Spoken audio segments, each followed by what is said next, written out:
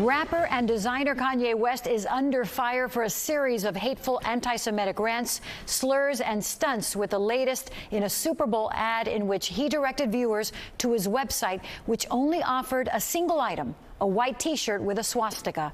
In their annual report this week, the American Jewish Committee reveals a dramatic spike in anti-Jewish hatred. Here to talk about it is their CEO and former Congressman, Ted Deutch. Congressman Deutch, thank you so much for joining us. Great to be with you. So there have been many developments since the last time we spoke, with a ceasefire and the release of some hostages. As the CEO of the American Jewish Committee, what are your thoughts on this deal? We know it's fragile, but nonetheless, it's a deal. It is. And I just got back from Israel, and while there, we met with a number of hostage families, one whose loved one has returned, who said that for the first time since October 7th of 2023, he feels like he can breathe again. But then we met with a lot of families whose loved ones are still in Gaza, and they don't feel that way. The focus has to remain on bringing the hostages home, all of the hostages, and that's our focus. And the focus also needs to continue to be on Hamas to make sure that they live up to their end of this bargain, as awful and as challenging as it is for Israel and the people of Israel. And also, since we spoke, there is a new administration in Washington with President Trump at the helm. You talked about the focus being on the hostages. He made it one of his priorities, getting the hostages back. He also had a meeting with Benjamin Netanyahu, the first with a foreign dignitary in his second administration. Are you optimistic that the rest of the hostages will be freed?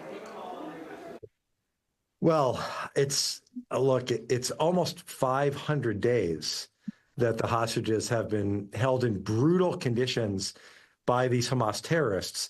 So am I optimistic? I think at this point it's really difficult to be optimistic, but were we heartened that the president made this a priority, meeting with Prime Minister Netanyahu as his first major meeting with a world leader, welcoming him to the White House just a couple of weeks into his term, and spending time talking about the importance of bringing the hostages home?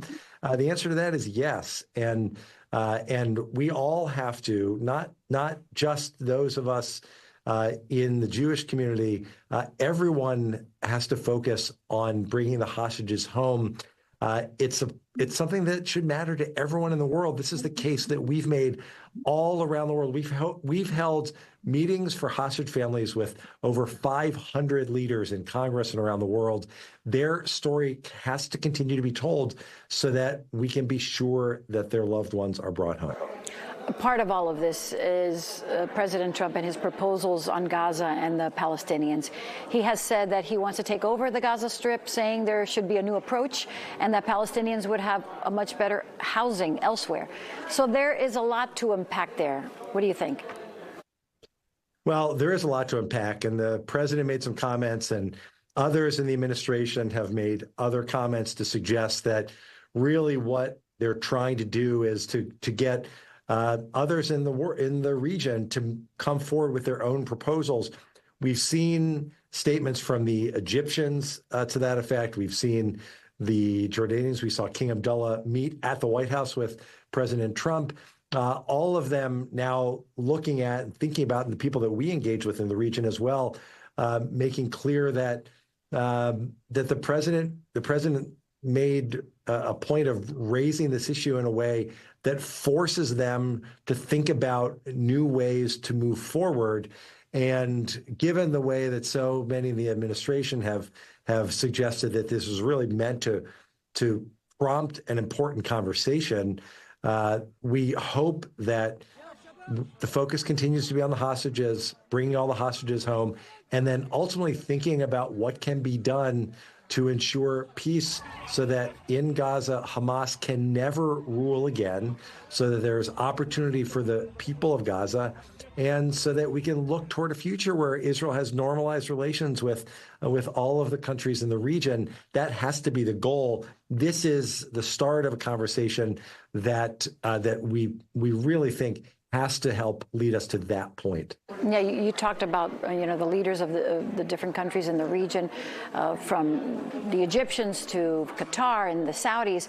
And as you mentioned, the president also met with the King of Jordan, who said he would take, I believe it was 2,000 sick children from Gaza.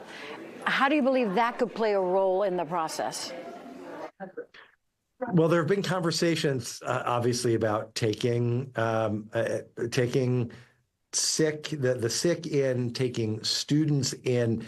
Again, there's now a conversation taking place about what can happen to ensure that Hamas can never control Gaza again. This is what we have to remember throughout this process is Hamas started this war on October 7th when they slaughtered over 1,200 people and took over 250 hostage. Still, 500 days later, still there are over 70 hostages being held.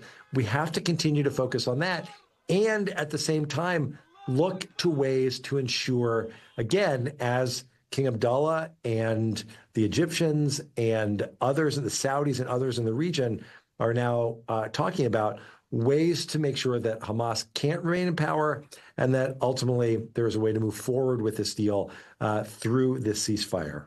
Let's bring it back here to the U.S. and talk about anti-Semitism, because just when you thought you had seen it all, an ad at the Super Bowl by Kanye West directing his viewers to his website, which offered a single item, a white T-shirt with a swastika.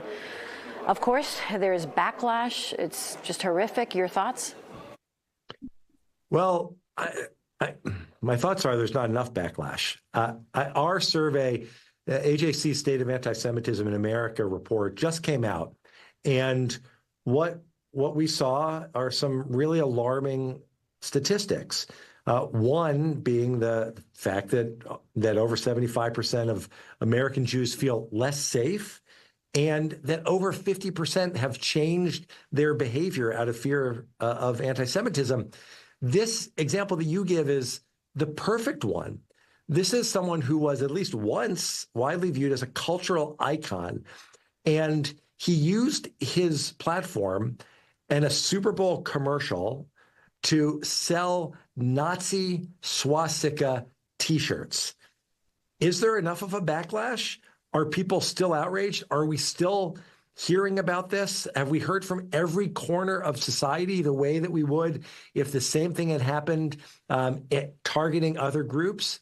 I don't know that we have. And the way to stop anti-Semitism is to stand up to it and to make sure that all of the leaders in business and politics and education and media, all of them stand up and make clear that they're not going to tolerate it anymore. Because when anti-Semitism is allowed, when someone does something like this and we just move on to the next issue, it doesn't just mean there's a problem for the Jewish community. It means there's a problem in our society.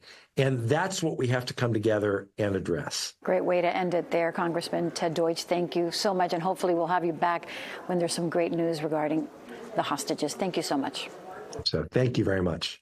This